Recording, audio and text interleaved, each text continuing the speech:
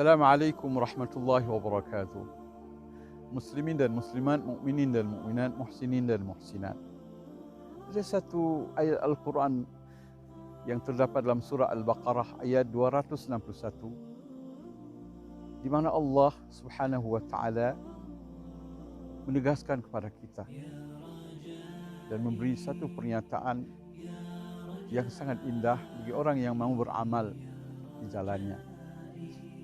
A'udzubillahi minasyaitonirrajim. Bismillahirrahmanirrahim. Mathalul ladzina yunfiquna amwalahum fi sabilillahi kamathali habbatin anbatat sab'a sanabil fi kulli sumbulatin mi'atu habbah. Wallahu yudha'ifu liman yasha'u wallahu wasi'un 'alim.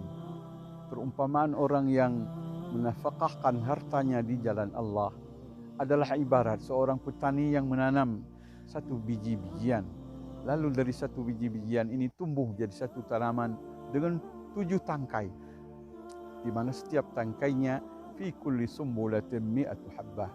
Di setiap tangkai terdapat 100 biji yang lain. Begitulah pahala yang Allah berikan pada orang-orang yang menafkahkan hartanya di jalan Allah. Aizai wa hibbai rahimakumullah, panitia pembangunan Rumah Tahfidzul Quran di Dayah Tungku di Pantai Gelima menghimbau semua yang ingin memetik rahmat, ingin mendapat ampunan dosa. Kami menghimbau semuanya untuk dapat menyalurkan sebahagian rezeki yang Allah titipkan untuk kami manfaatkan untuk pembangunan beberapa rumah Tahfidzul Quran untuk para santri di tempat kami. Alhamdulillah kami sudah selesai membangun satu bangunan dan sedang membangun bangunan yang kedua, dan yang kedua ini atas bantuan keluarga besar Tuku Warzaini.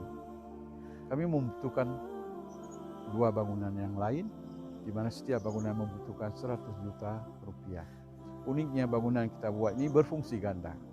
Bahagian atasnya untuk asrama, bahagian bawahnya untuk ruang belajar. InsyaAllah kami menunggu bantuan daripada kaum muslimin dan muslimat dimanapun berada. InsyaAllah manfaatnya sangat besar. Di mana Rasulullah SAW juga menegaskan dalam sebuah hadis, Rasulullah mengatakan dari Abu Hurairah radhiyallahu anhu bahwa amalan yang terus mengalir pahalanya setelah seorang mukmin meninggal dunia, yang pertama adalah ilmu yang diajarkan dan disebarluaskan.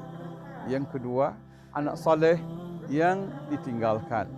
Yang ketiga, Quran yang diwariskan, termasuk bangunan, termasuk fasilitas untuk membaca Al-Quran, atau masjid yang dibangun, atau rumah untuk tunawisma yang dibangunnya, atau sumur yang digalinya, atau harta yang dia keluarkan, sedekah yang dia keluarkan dari hartanya selagi ia masih sehat dan masih hidup di dunia. Inilah hal-hal yang akan terus bersambung dengannya setelah ia tiada lagi di dunia, dan inilah pahala yang terus-menerus abadi sampai bertemu Allah di akhirat kelak. Demikian hadis ini sahih dari Ibnu Majah. Dalam Sahih Ibnu Majah diterangkan dan kita semua dapat memahaminya. Subhanakallahumma bihamdika asyhadu an la ilaha illa anta astaghfiruka wa atubu ilaik. Walhamdulillahirabbil alamin. Wassalamualaikum warahmatullahi wabarakatuh.